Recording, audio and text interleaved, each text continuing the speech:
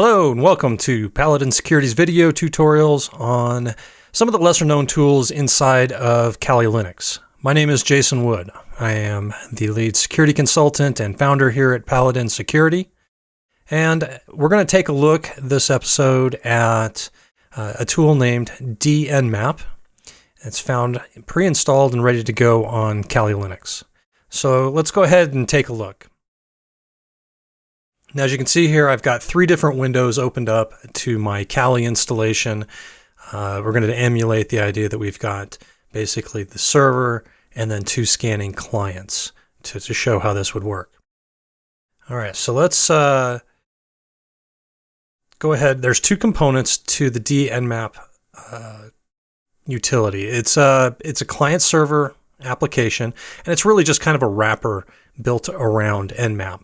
But it has the ability to load up the scans you want to run in one place centrally and then distribute that scanning work out through a number of different scanning nodes.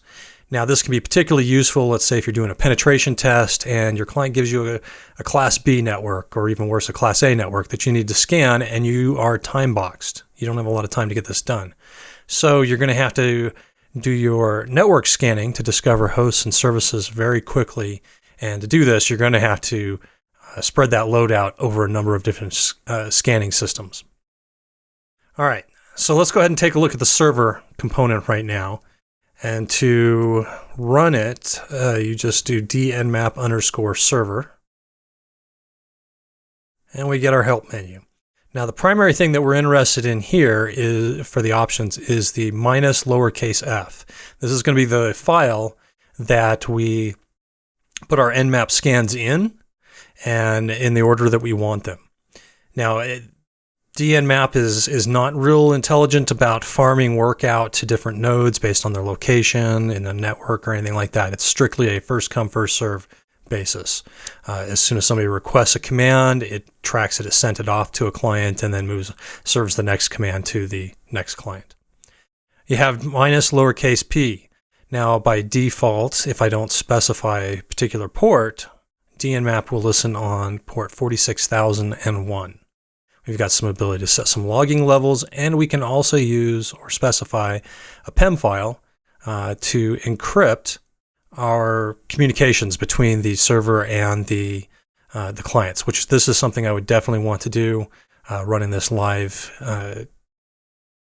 in a real assessment. Okay, now let's go take a look at our commands file. I've already pre-prepared this commands file. And I just have two simple ping sweeps set up to run here. I've given them, run the nmap command, -s, capital P for our ping sweep, -lowercase o, capital A, to say, hey, write out the results to the .nmap file, .gnmap, and XML files. So basically all of the output file formats that Nmap supports, and then the subnets we're targeting. In this case, I've specified two Class C networks.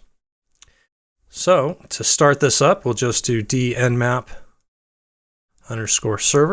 -f commands.txt, and it starts up. And it's telling me, hey, I don't have anybody connected to me, that we don't have any clients. Now let's take a look at the client side of the program.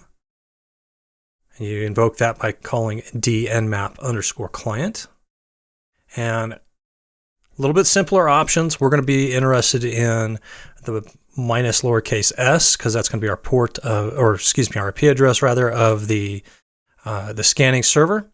And then we have port. If we change the default from 46001 to something else, we would need to tell the client here.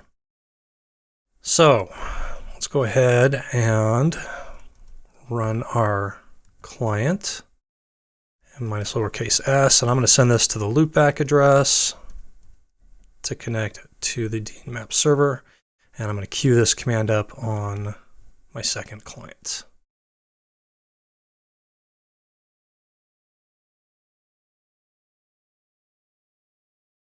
All right, so we're going to run client number 1 and then client number 2. Okay, now we see that we've got two connections on our Nmap server, and the scans are taking place. We're going to get some statistics back about our scans, and now we just have to sit and wait for a little bit for this to complete. Okay, client 1 has just completed, and as you can see here, it says that it's waiting for more commands to be given to it, and it just sits there connected to the server and waits for a little while. Now our client 2 is still going ahead and scanning, and this is going to take a little while to run because actually there's nothing on this subnet, so this ping sweep is going to take a little bit longer. Okay, client 2 has wrapped up. Now let's go ahead and cancel our clients from running. Just Control C and Control C again. All right, and then we'll cancel our server out. All right, so if we look on the server side, we've got a few different files in here. You got the commands.txt.dnmap trace, which, just for troubleshooting and stuff like that, I guess. And then we go into the Nmap results directory, and we see we've got scan results for subnet 1.nmap and subnet 2.nmap. And you say, wait a minute, we used minus lowercase a capital minus lowercase o capital A to capture all of the output files. And did Nmap not run that? Well, if we go over to one of our clients, we see that,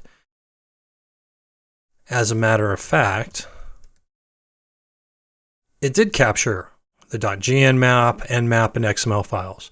But when the scans complete, the command completes, it only sends over the .nmap file to the server for us to collect. So if we were collecting all this stuff centrally and we wanted to get the XML files, we would need to do some follow-up collection, maybe with some SCP commands to suck back the XML files or the .gnmap files. But what we've done essentially is we have split our scanning workload out amongst two different servers, and we could scale this up really quite a bit, to tens, maybe even 100 or hundreds of servers in those instances where we need to complete a massive scan in a very short period of time. So this is how you do some distributed Nmap scanning. Hope you found this interesting and helpful. Thanks for watching.